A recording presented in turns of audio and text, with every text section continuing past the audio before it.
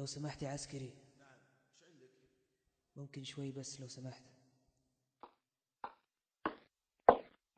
وش تبي؟ الله لا يهينك، أبي دفتر وقلم بالله. طيب لحظة خلنا نشوف عندي ولا لا.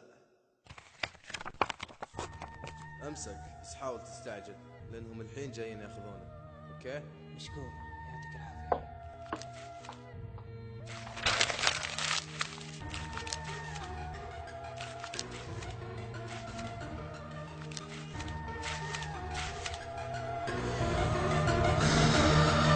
طلبتك يا قلب ما تدرب حبرك الكلمات وعيشهم جو محب نقبل عليه الممات. صور لهم رعشاتي حسسهم بطعناتي، سمع امهاتي صرخاتي وصيحاتي، وضح لهم جروحي شق سنيني ومعاناتي، وباسمه الكريم بشد لك قصة حياتي.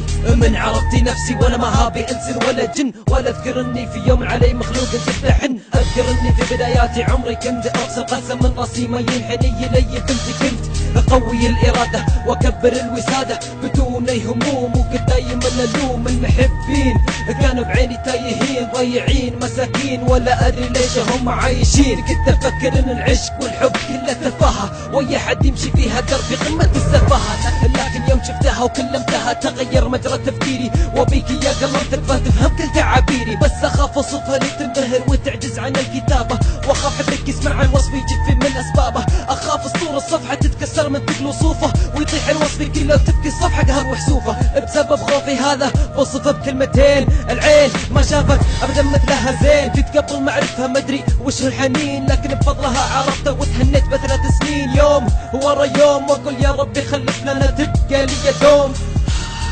وليلة سودة كئيبة شفت بعيني الحقيقة، أعز الناس عندي في الغرفة مع الحبيبة، وش الصدمة انعميت ما عاد صرت أشوف شي كأن الدنيا صارت عتمة. وش رايك؟ وشو؟ تتوقع انها تعجبه؟ اكيد، شلون ما تعجبه؟ ان شاء الله انها تعجبه. ان شاء الله. ما عاد ادري وش اقول، ادور على حلول، دخلت عليهم عشان افهم لكن عقلي يحتار، وماني قادر اصدق ابدا هذه الاعذار. يا القهر مديت لها كاس الوفا والصراحه في يماي، لكن شربت كاس القدر وهدت علي دنياي. ما تخيلت ابدا ان لها صله بصدق الخوان، بس طلعوا على الحقيقه وكل شيء وضح وبان. عبد الله هلا والله عبادي. عبودي لا تفهمنا غلط، عبد الله والله اني احبك. وش فيك ساكت؟ عبادي من جدك؟ عبد الله وش بتسوي؟ صكيت الباب علينا وطلعت الناس سلاح، نظروني برعب وخوف وازعجوني بالصياح.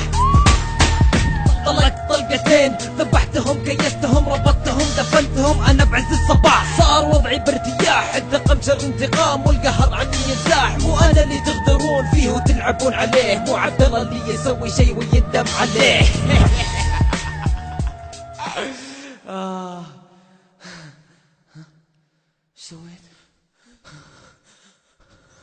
وش سويت؟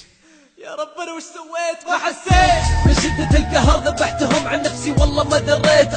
يا ليلي ما حبيت، لكن شو اسوي انا على نفسي جنيت، اكتفيت من جو الحزن ورجعت الغربة بمسح اثار الجريمة. لقيت كرتون احمر تحت السرير شدني لونه وتصميمه، مكتوب عليه كل عام وانت بخير يا عز من في الكون، نحبك يا عبادي وعقبال المليون. مرت بي الدقايق اقلب الموضوع وحاير، على طول خلقتني العبرة يوم استوعبت اللي صاير. اثريهم خططون يسوون لي عيد ميلاد وخبوا علي ما توقعني بضغط الزناد، من بعدهم دهمتني الكوابيس والاوهام وسلت نفسي والحين محكوم علي بالاعدام. يا قلب تكفى طلبتك لا تخيب ظني وصل سادي وخلي المحبين ياخذون العبرة مني.